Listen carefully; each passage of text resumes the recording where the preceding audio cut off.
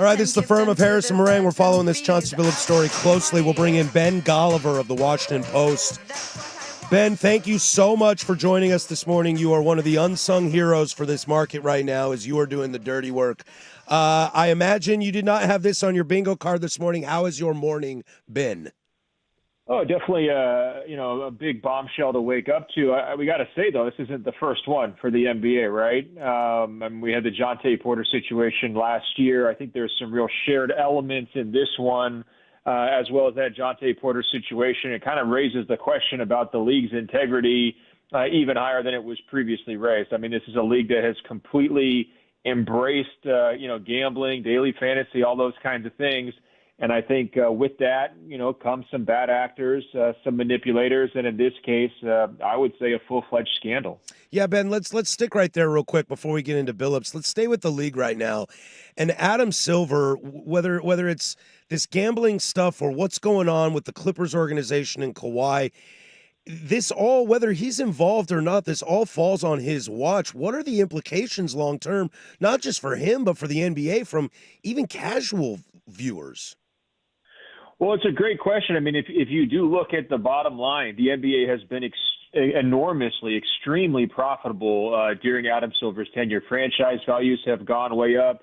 Player salaries have gone way up. Obviously, they signed these huge, lucrative television rights deals that have gone into effect this season with Amazon and NBC and ESPN.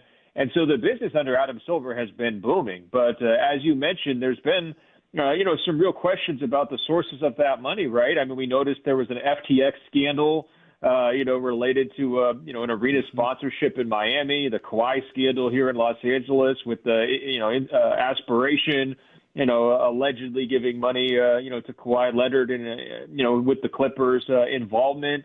There's also, you could look at things like foreign investment funds, starting to get involved with NBA investment into organizations as well. And some people would question, okay, well, what does that mean for the future of the league as well? So to me, it's kind of a two-edged sword. I mean, if you're going to be a revenue-focused, profit-focused league, and you're willing to kind of look the other way, with some, shady sources of money, you have to be prepared that it could come back to bite you. And certainly that's what's happened today. Ben, as you've dove into this, what have you kind of found or learned in the early goings as information that's still kind of just being shotgunned out?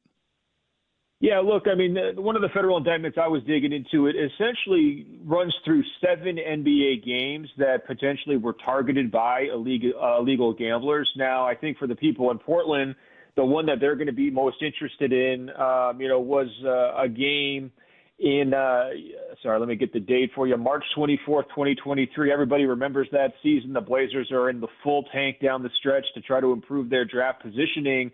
They lose to the Chicago Bulls 124-96. It's not a huge surprise that they lose that game because Damian Lillard, Yusuf Nurkic, Jeremy Grant, and Anthony Simons, for their starters, don't play. Now, I think, at the issue for the federal prosecutors is this idea that those 4 players were not ruled out, well in advance of that game. And information allegedly was sent by Portland Trail Blazers coach Chauncey Billups to one of the defendants in this case that, the Blazers were going to be tanking that game. They weren't going to play their guys and basically, bet on the Bulls. Essentially, if Lillard's not going to be out there and Nurkic isn't going to be out there. The morning of that game, Lillard was listed as probable with calf tightness. Nurkic was listed as questionable with right knee soreness. They were both ruled out later, on a subsequent injury report right before the game started. But the bets were placed before that information became public. And so there's obviously, an advantage for those gamblers to be able to know that information. The bets were successful. Apparently the betting, the amount was roughly in the neighborhood of $100,000. And I think it bears mentioning this is almost exactly the same type of deal that got Jonte Porter into hot water last year, right? If you're providing information that should be private to people who are betting on the game before it becomes public, in that case, it was Jonte Porter saying he planned to leave games early with an injury. You can't do that. You're in big trouble. And Jonte Porter already has a lifetime ban by the NBA. And also, it should be noted he pleaded guilty to wire fraud charges. So The NBA has already acted pretty quickly here. They've put Chauncey Billups and Miami Heat guard Terry Rozier basically on leave as they continue to investigate. But what we've seen is that if this is true, if prosecutors can prove this, there's going to be very serious repercussions for the people involved. He is Ben Golliver of the Washington Post, joining us today to talk about Chauncey Billups being arrested by the FBI. To give further context to that, Ben, the game before, the Portland Trailblazers beat the Utah Jazz. In a game where both Damian Lillard and Yusuf Nurkic played, they combined for 50 points. The Blazers won one more game down the stretch of that season. So it's I think it was 2-15 to close it, right? Yes. So that was a turning point moment, probably. Ben, I want to ask you this question from a Blazer perspective, from the players and the coaching staff that's in there. You follow this league, you know this team, and it's pure speculation. But how do you go about, whether it's an organizational standpoint or a player standpoint, continuing to play basketball? We have one game on the books. We got 81 more of these games. New ownership coming in. How do you get up and go to practice or play a Warriors team coming to town tomorrow? Well, I think it's especially tough for the Portland Trail Blazers because they just showed a big sign of faith and confidence in Chauncey Billups this summer, didn't they, with the contract extension? So if they were going to go a different direction, if they thought that there was a need for a leadership change, they could have made that at some point. And I'm talking about unrelated to this case. So the message to the players in that situation is that this coach is our guy.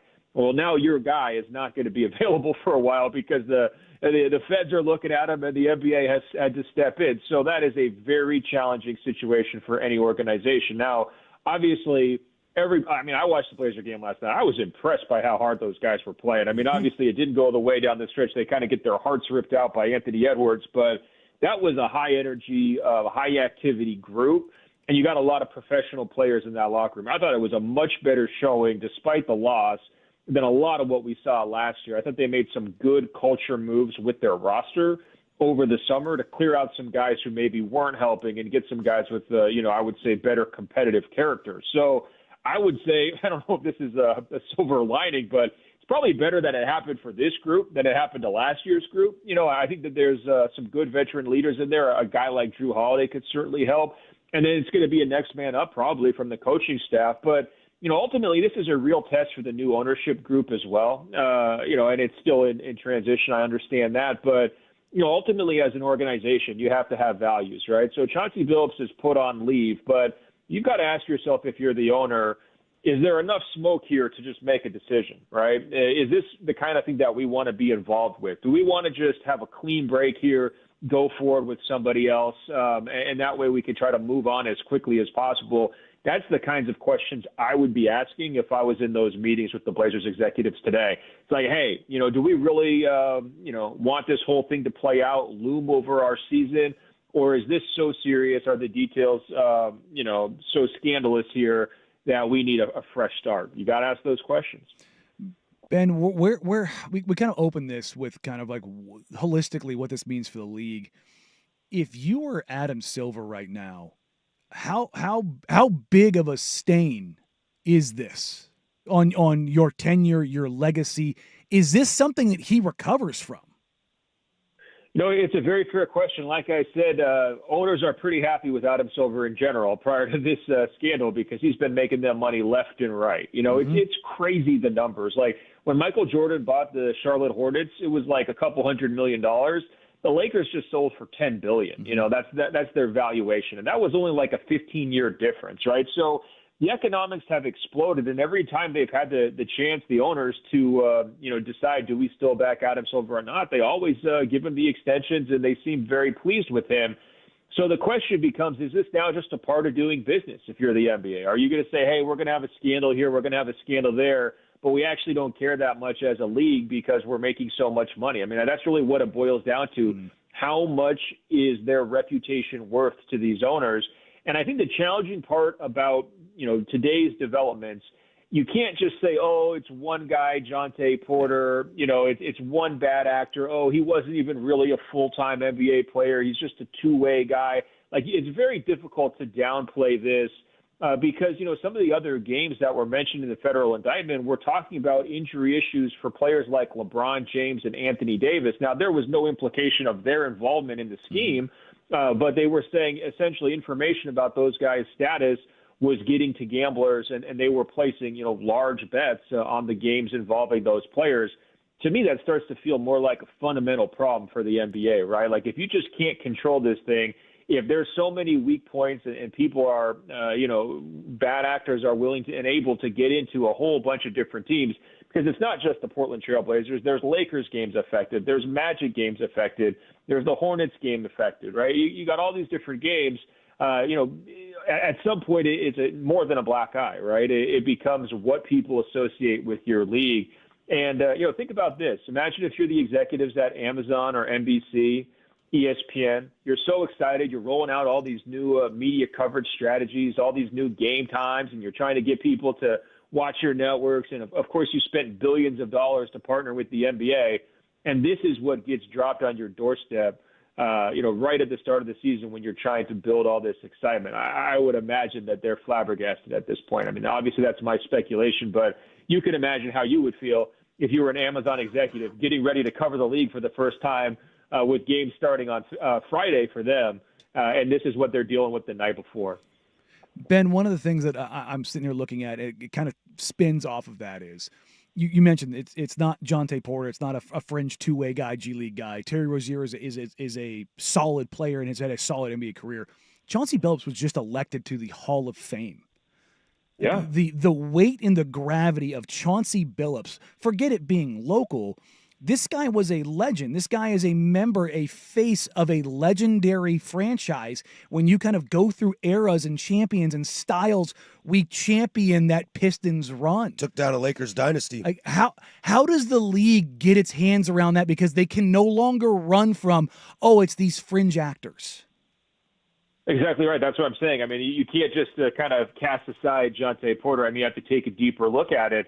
I mean, to me, I think that the lesson here is a little bit of humanity. I mean, how many people do you know in your life that have problems with gambling, right? I mean, this is a real – and this isn't just something, this is great, we're making a whole bunch of money. I mean, I think that gambling, not even just illegal gambling, in some cases can ruin lives, and people have a good time with it. But, I mean, there's a reason why they have to read off all these super lengthy gambling hotline numbers and call these people for help at the end of commercials. When they're trying to advertise these products, is because they know that there's a really dark and downside to it. And I guess the Chauncey part of it just shows that anyone can get caught up in it, right? I mean, he's not the most famous player of all time, but certainly a very, very high-profile player. A well-known and well-respected coach as well. So it's very unfortunate for the game, but I think that this is part of the calculus when you're deciding to do business with these companies.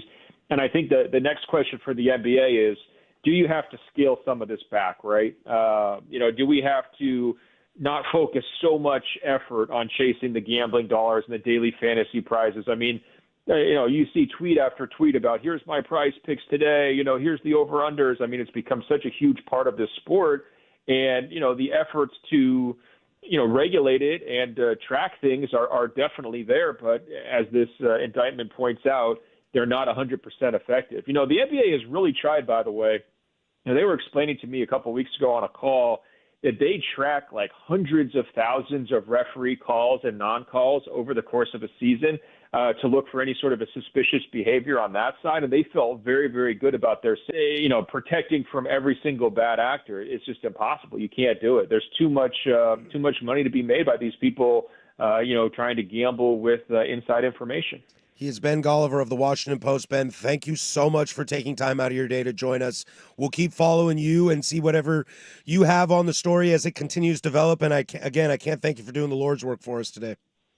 Well, hey, quickly, what do you guys want to have happen? I mean, is it time for the Blazers to change course here? I mean, do they need to go a different direction for the betterment of the team, for the betterment of the group? I mean, what's the right next step? I personally believe so. I think we were having this conversation earlier this week that I was really starting to get on board with Joe Cronin and a lot of cool stuff that he was doing, the contract extensions to Tumani and Shaden and bringing in veteran guys. And what we saw on the court last night, I was ready to come in today and say, I really like where this is going. I think it's so messy and so dirty and so gross that you need to distance yourself as far away from it as possible. Anybody that has connections to Chauncey, it's not fair to some of those guys that aren't involved, but I think you just want to be as far away from them as possible. Yeah, the preponderance of evidence as it stands right now, a multi-year investigation. Again, it's, selfishly, or my bias is like, Chauncey's been great to me. Great dude and everything that goes with it, and he's innocent until proven guilty, but I think he has to go. Like that's they all do. That's the insanity. It's absolutely nuts. And I think if you're an owner, you just want nothing to do with it. Yeah. Start clean. Yeah. It's not. Well, especially if you're the new owner too. I mean, it's tricky because who officially is in charge? I mean, the Lakers are dealing with the same thing down here, where you got the current owner and the owner to be sitting side by side at the game. I thought it was kind of the same deal with Portland.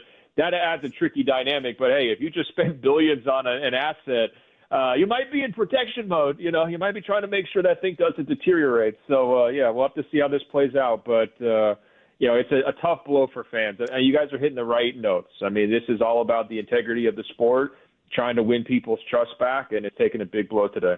You're spot on. Thanks, Ben Golliver. Please keep in touch, and we'll reach out to you if we need you, but keep doing the good work, my friend.